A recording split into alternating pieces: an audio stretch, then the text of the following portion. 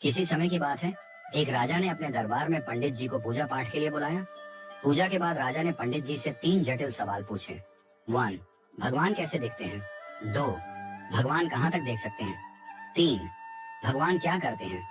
पंडित जी थोड़े सोच में पड़ गए और बोले, महाराज, इन सवालों के उत्तर देने के लिए मुझे थोड़ा समय चाहिए। राजा ने उन्हें 1 महीने का समय दिया। पंडित जी घर लौट आए, लेकिन कई दिनों तक उत्तर नहीं सूझा। उनकी परेशानी देखकर उनका बेटा बोला, पिताजी, आप क्यों चिंतित हैं? पंडित जी ने उसे राजा के सवालों के बारे में बताया। बेटे ने आत्मविश्वास से कहा, पिताजी, आप चिंता न करें, मैं इन सवालों का उत्तर दूंगा। अगले दिन दोनों राजा के दरबार में पहुंचे।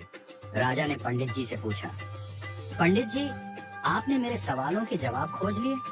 पंडित जी ने कहा, महाराज, मेरे बेटे ने इन सवालों के उत्तर देने का जिम्मा लिया है। राजा ने पूछा, तो बताओ, पहला सवाल, भगवान कैसे दिखते हैं?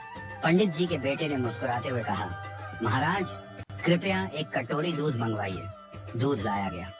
लड़के ने उसमें अपनी उंगली डालकर घुमाना शुरू कर दिया। राजा ने चौंक कर पूछा, ये क्या कर रहे हो? लड़के ने शांत स्वर में कहा, महाराज, क्या आपको इस दूध में मक्खन दिख रहा है? राजा ने सिर हिलाया और कहा, नहीं।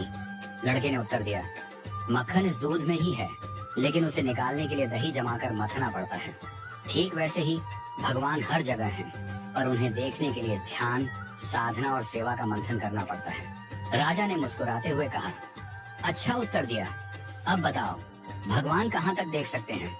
पंडित जी के बेटे ने कहा, महाराज, कृपया एक दिया मंगवाइए और उसे जलाइए। दिया जलाया गया और उसकी रोशनी चारों ओर फैल गई। लड़के ने पूछा, इस दिए की रोशनी कहाँ तक जा रही है? राजा ने कहा, ये तो पूरे कमरे में फैल रही है। लड़के ने उत्तर दिया, ठीक वैसे ही भगवान की दृष्टि की कोई सीमा नहीं है। जैसे इस दिए की रोशनी हर दिशा में फैलती है और सब कुछ देखती है, वैसे ही भगवान भी हर जगह सब कुछ देख सकते हैं। राजा ने संतुष्ट होकर कहा, बहुत अच्छा उत्तर दिया। अब बताओ, भगवान क्या करते हैं? पंडित जी के बेटे ने मुस्कुराते हुए कहा, महाराज, कृपया कुछ देर के लिए अपना सिंहासन मुझे दे दीजिए और आप नीचे बैठ जाइए। दरबारियों में खुसर पुसर होने लगी, पर राजा को जिज्ञासा थी, इसलिए उसने उसे सिंहासन पर बैठने की अनुमति दे दी। लड़का सिंहासन पर बैठकर बोला, महाराज, अब देखिए, अभी तक आप राजा थे और मैं आपकी प्रजा था, लेकिन अब मैं राजा हूँ और आप मेरी प्रजा हैं। यही भगवान की लीला है। भगवान जिसे चाहते हैं उसे ऊंचाई पर बिठा देते हैं और जिसे चाहते हैं उसे नीचे उतार देते हैं। यही उनका काम है। राजा यह सुनकर चकित रह गया। उसने पंडित जी और उनके बेटे की चतुराई की सराहना की और उन्हें ढेरों उपहार दिए। राजा ने कहा, आज तुमने मुझे भगवान की शक्ति, दृष्टि और कार्यों का गूढ़ रहस्य समझा दिया। इस घटना के बाद राजा ने विनम्रता और सेवा का भाव अपनाया, क्योंकि वह समझ गया था कि भगवान हर जगह हैं और हर रूप में विद्यमान हैं।